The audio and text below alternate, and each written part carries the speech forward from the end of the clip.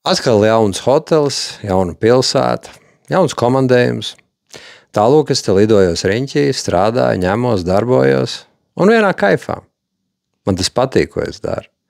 Tad, kad es 10 gadus atpakaļ sāku IT karjeru, tad es uzdzirdēju, ka ir tādi džeki, kas lido riņķī pa pasauli un viņiem maksā.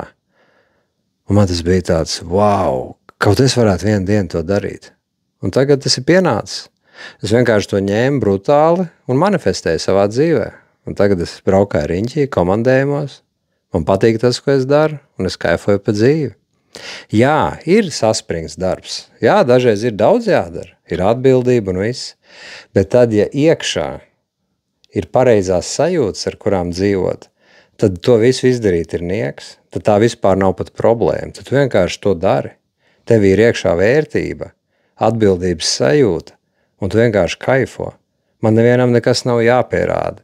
Man nav jāpierāda manam bosam, ka es esmu vislabākais, visgudrākais, visspējīgākais.